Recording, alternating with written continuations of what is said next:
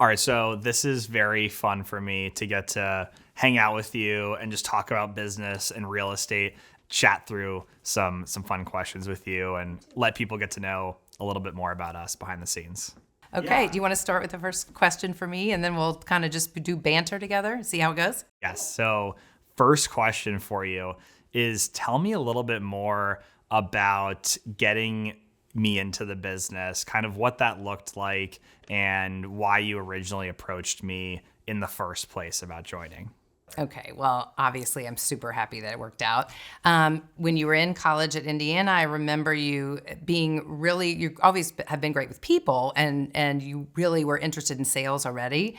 And I just remember thinking you'd be a natural and you'd be so great at this business. In my wildest dreams, I never thought we'd get to work together. I thought you'd move somewhere or stay in Indiana or whatever, and that you might be great at any kind of sales, but especially real estate. So I was thrilled when you said in college that you would come with me to our little Tom Ferry conference. Top agents that sell the most in the big cities like New York were there, and there were some other young people that you met, that were great. And I just, that's one of the things I love best about our industry is it's so collaborative, and the people that do that kind of a coaching program for years on end get to know each other, but they want to help each other and they share what they do well. And they shared with you with open arms, which I was grateful for.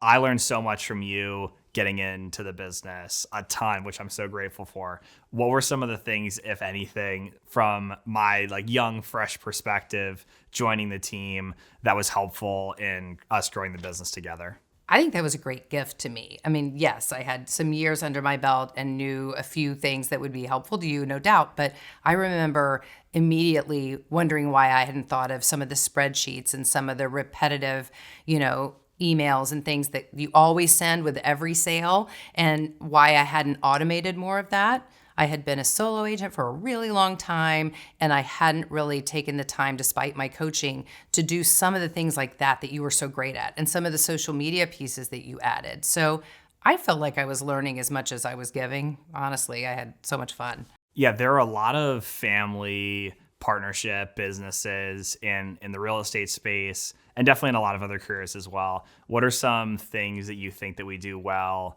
in managing those two distinct roles we have together? Ooh, that's an interesting one.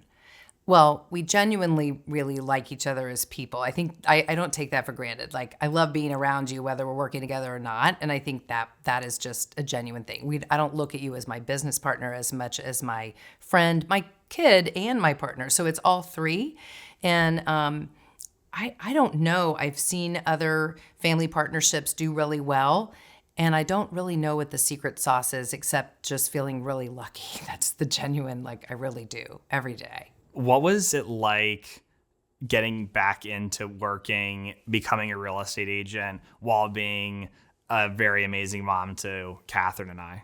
I feel like I tried to get better at it as I went. You weren't babies when I started. You already were in school, so I think that helped that you had your sea legs under you and something to do during the day. So I tried to pick you both up from school. But I remember the failures. Like, I would pick up Catherine and I would still be on a call on my cell, with it safely out of my hands.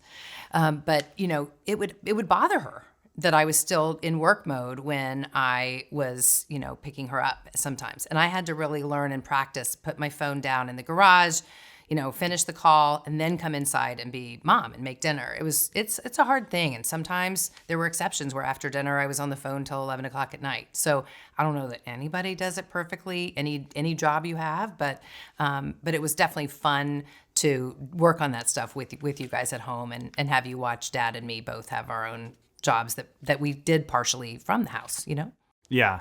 So I feel like throughout your career, you've always made some really good relationships with agents intentionally. Tell me a little bit more about why that was such a big focus for you.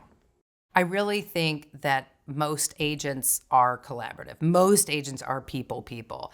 And you have to admit when you don't know something and ask for help. If it's the first time you're working on a co-op, it's something you don't know yet, and you have to learn from somebody who does. And I've just always asked questions if I didn't know and tried to get better. And I'm certainly always happy to help somebody else if it's their first time doing some type of transaction. And I think that collaboration works well, even if you're on the opposite side of sale, whether you're the buyer or the seller's agent. If you can talk to each other well, you can talk across a stressful situation and kind of resolve it usually just by listening well and really being open to what they have to say and then trying to find common ground.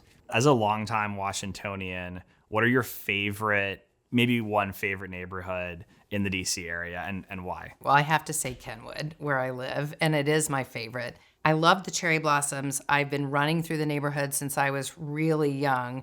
And my dad even one time came during cherry blossom time and said, you should buy a house here. And it was so far out of our reach and our realm that I thought that will never happen. And when it did, I've never stopped feeling grateful for the friendships that I've made here. And just, it's a pretty special place. Love it. Awesome. Awesome.